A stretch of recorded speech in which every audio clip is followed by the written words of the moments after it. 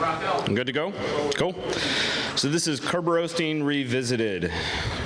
I'm sorry to spoil it for anybody. There's no new tool drop, nothing revolutionary, but I'm going to try to deep dive on some Kerberos internals and some Kerberoasting stuff, some OPSEC stuff, and a few things that we weren't aware of up until recently. So the super quick, who am I? My name is Will Schrader. My handle is Harmjoy. I'm a technical architect. Thank you. I'm a technical architect at SpecterOps. Thank you, Matt.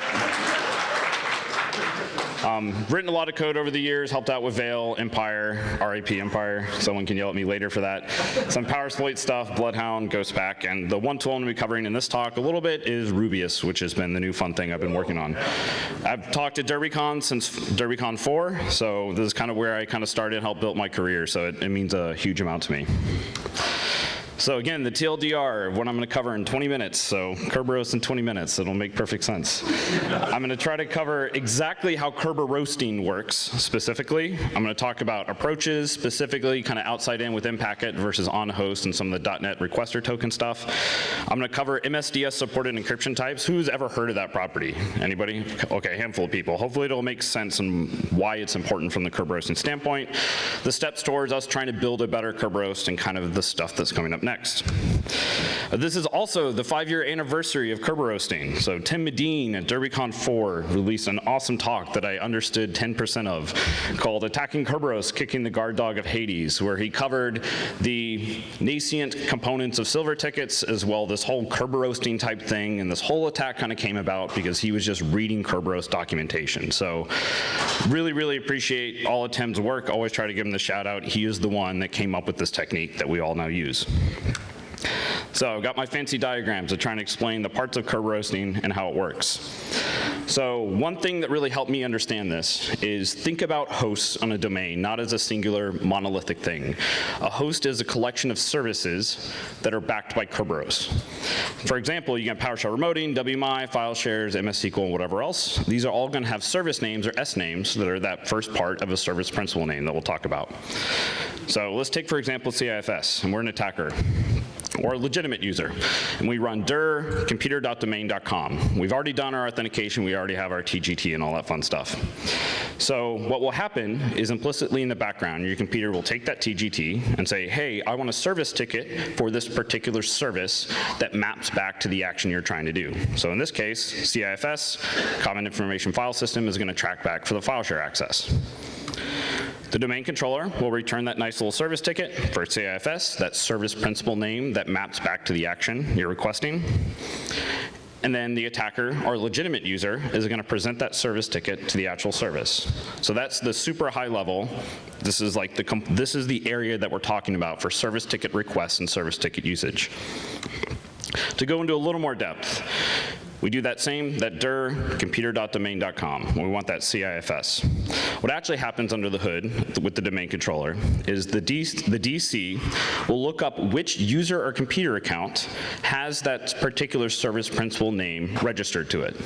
So again, it could be a computer dollar account, it could be a user account, whatever else. Because that service principal name is just going to be registered as a property for some account in the Active Directory database. The DC will look up which one of those maps to it. And then it'll return the service ticket where part of the service ticket is encrypted with the key of the looked up account. In this case, that's computer dollar, but this could also be a user account. And then the attacker or legitimate user presents the ticket to the target service, and it's encrypted with that shared computer dollar key because the computer has a copy of its password, and the domain controller has a copy of its password. And then also one kind of key note is the target service decides whether or not to grant access. It's not the domain controller. DC only does authentication and verifies like, I'm Will, or I'm the attacker, I am who I say I am. That target system is what actually decides whether or not to grant the attacker access. Cool, so makes perfect sense to everybody. You're all now Kerberos experts. I've been dealing with this stuff for like 4 or 5 years, and there's still things that I like discover all the time that I didn't fully understand. Every time I think I have a complete grasp on it, I read some other thing or learn something else, and then my mind gets blown. So it's dense, it's hard, but the more you kind of get exposed to these systems, like at some point this stuff will click in your head, and then a lot more of these attacks will start to conceptually make sense. But some of the key points here is that target service and the domain controller have to share some key, so that service can decrypt the ticket that the DC sends to the user. For most service principal names, this is the computer dollar account hash, or the key. It could be AES, it could be RC4, a bunch of these different encryption types that we'll touch on. For computers, they always have basically a randomized password that changes every 30 days. So when you get that service ticket back, you could theoretically crack it or try to brute force it, but it's not going to be realistic. You're basically just guessing. Boo. But if the service principal name, that property, is registered for a user account, we can now, through this service ticket request, get a piece of encrypted information that we can crack offline to decrypt their password. This is all Kerberoasting is. It's just requesting a service ticket that's registered to a user Active Directory object, and then extracting part of that and cracking that component offline. So like with Kerberoasting, you don't get like a hash, it's none of that or whatever. The representation that you get that you pass to Hashcat or John is a encrypted representation of part of the ticket structure. Also, a couple more things with the crypto. So service tickets, just like ticket grinding tickets, will generally either use AES-256 HMAC. I'm just going to abbreviate to AES-256 here. Or RC4 HMAC MD5, so this typically is called RC4 in Kerberos. This hash is also the same hash that's used for NTLM, so sometimes there's like some confusion there. But in general, we call it RC4 for Kerberos. We really, really, really want service tickets returned with RC4 because it's orders of magnitude faster to crack than AES tickets because the key derivation used and the salting and all that kind of stuff. Up until recently, there actually wasn't anything that let you even attempt to crack the AES tickets. So okay, that's the background in crypto and all that. So why should you actually care about Kerberoasting? Cool things with this that Tim covered in his original talk is any user can request any service ticket by design of how Kerberoasting works. That target service doesn't have to be up or whatever else in the SPN. You just have to be able to talk to the domain controller, have a legitimate TGT, and then request service tickets for whatever you want. No packets are actually sent to that target service that's a part of the SPN unless we try to actually use the requested ticket. So again, you're only communicating with the domain controller for the Kerberoasting component of this abuse. So the translation of the TLDR is if a user Active Directory, if a user object in Active Directory has a service principal name registered to it, we can crack that user's password offline using GPU accelerated Hashcat modules. Awesome. So how can you actually use this stuff once you crack it? There's a couple notes and there's a few things sometimes people forget about. So if a user has an account with an SPN registered, the user usually has admin privileges on the machine targeting the SPN, or they're part of other privileged groups. But in some cases, this isn't true. But even if they aren't privileged on that target system in the SPN, because that user account is now acting as an oracle for that particular service principal name, with the key cracked, you can forge any tickets, you can forge tickets as any user to that specific SPN. So you might be able to compromise things, you might not. Say for SQL, you could pretend to be a DA or anyone else to actually connect into the database. You don't have to pop the system. So now, operationally, I'm going to talk about the two main approaches that our industry has historically used for Kerberoasting. One of the most, how many people do it with Impacket? How many people do it with PowerView or Rubius? Oh, not enough, okay. I'm going to try to make the case for this. So downsides with Impacket are that external in, where you're like SOX proxying traffic in, is you need credentials, so you need a legitimate password or hash of an existing user. And it can be more difficult over high latency command and control. When you're piping all the traffic components in, because Npacket awesomely implements the entire Kerberos stack on the attacker side, this can be, in some situations, more difficult if you're talking about like a 1 hour callback interval or something like that. You need to have an interactive session, essentially, to be able to do the full traffic exchanges without timeouts. But an advantage is you can granularly control all the aspects of the exchange. So you can say, I only want RC4, and like you can construct the packets and requests in any way you want. From a domain join Windows host, how we've traditionally done it, is you don't need credentials. You just need execution in a domain user's context. So that's an advantage. It's easier over high latency command and control because you're using Windows internals to do the request and extract everything out. That's an advantage. But up until recently, the built-in request methods don't let you control aspects of the exchange. Like you can't say, I just want RC4, or you can't control the different components of the packet. Because you're just letting Windows internals do all the exchanges and pull it down. You can't actually control the pieces of it. So the main way that this is done on the Windows host, which is what I'm going to focus on for this talk, is people have used either setspn.exe or there's a .NET method called Kerberos Requester Security Token that lets you request service tickets for a target SPN. Traditionally, like the original talk that Tim had given, is you use this to request the SPNs, and then he would use Mimikatz to carve the tickets out of LSASS. Now, more and more commonly, that's not OPSEC safe for different EDR products, will stop the manipulation, either read or modification of LSASS's memory.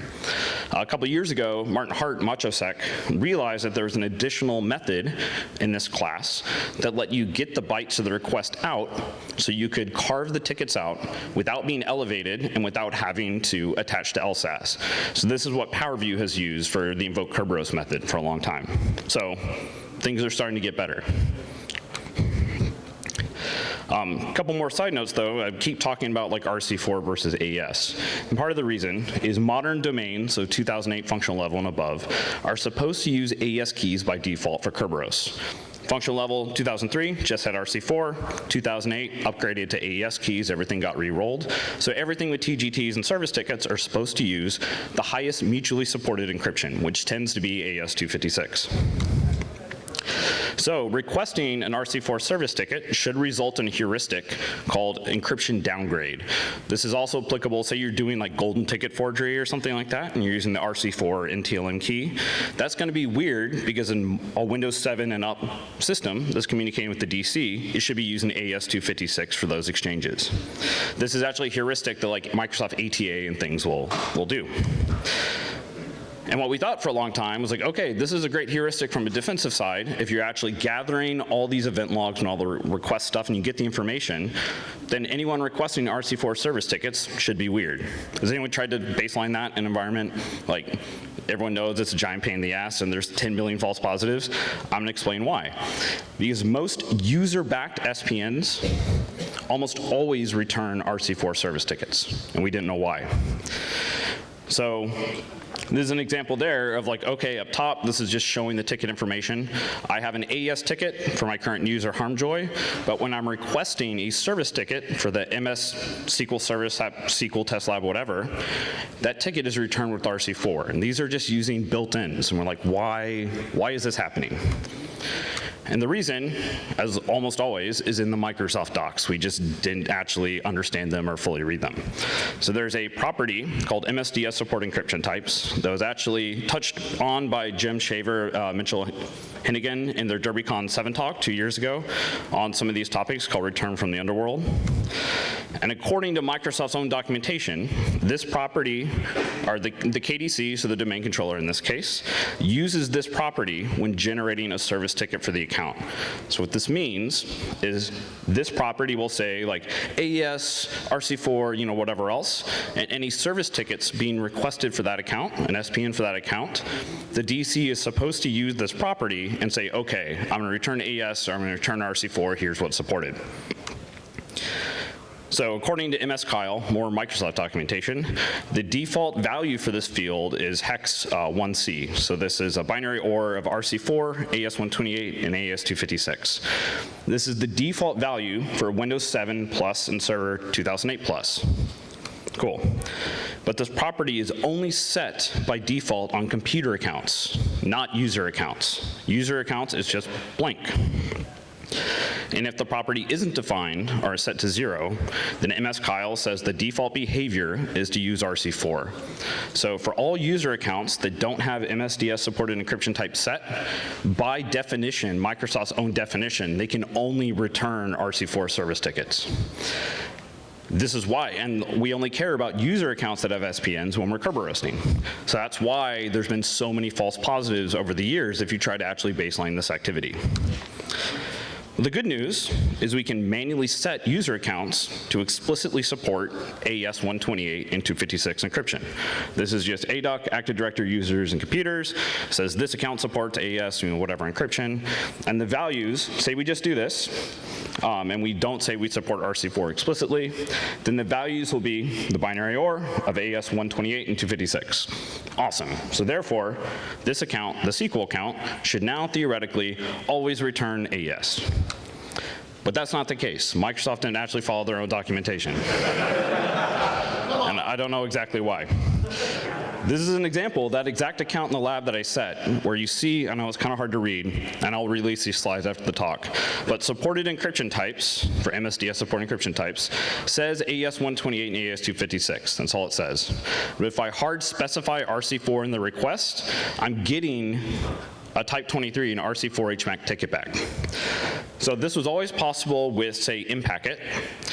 It was not possible with the built-in encryption types, or the built-in encryption requests, because when we're using that .NET requester token type stuff, it's always gonna request the highest mutually supported. So that's why sometimes when you've Kerberos with PowerView, you get AES tickets coming back. So why should we give a crap about this? There doesn't seem to be an easy way to disable RC4 service ticket requests on user accounts. So we can't stop RC4 Kerberos roasting. It's not possible. You can disable RC4 for the entire domain, but this also kills RC4 ticket granting tickets. This will break every single environment I've ever heard of. No one's ever gonna do this. But if you set AES support explicitly for all user accounts, or all user accounts that have SPN set, you at least get an encryption downgrade heuristic, or you can tune down some of those false positives. All right, now I'm gonna take because I know I only have about a few minutes left, but some of the downsides for doing the built-in request methods. Using .NET or SPN, what this ends up doing is it'll cache a service ticket for every single SPN you're requesting on the host. So if you Kerberosed 100 accounts, you have 100 service tickets left in the cache in the current logon session on your host. That's just kind of how it worked. So that just feels like bad OPSEC to me. That feels kind of gross, because if someone has the ability to look at that information on the host, they're gonna say, why the heck were you requesting like 150 different random service tickets? And again, this is because the Kerberos requester security token doesn't let you say, I only want RC4. It's just gonna request the ticket, and all the stuff underneath the hood is gonna say, we're gonna use AES. And the reason we can't do that or specify stuff is we don't have a full proper ticket granting ticket. So we can't manually specify the fields like we can in Impacket. If you're elevated on the host, you can always rip the TGTs out, but we want to be able to do this stuff when we're not elevated on the host, and we don't want to rip things out of LSAS or LSA. So Gentle Kiwi, Benjamin Delpy, realized a trick where we can prep an outgoing service ticket request for an SPN on a server with unconstrained delegation, which is always guaranteed to be the domain controller. And this results in a delegated TGT for the current user being present in the outgoing request that's prepped in a way that we can carve the forwarded TGT out of memory. So we're not touching LSAS, we can just carve it out of the request. What does all that mean? As an unprived user, we can get a usable ticket granting ticket for our current execution context, full usable Kirby. So what can we do with this?